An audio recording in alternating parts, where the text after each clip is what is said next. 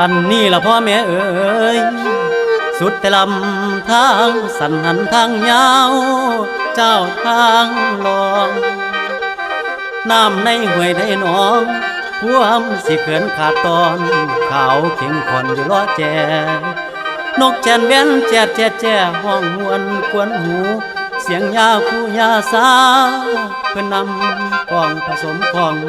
พวมฉลองพรรษาสิ้นบุญกฐินพวมตั้งกอ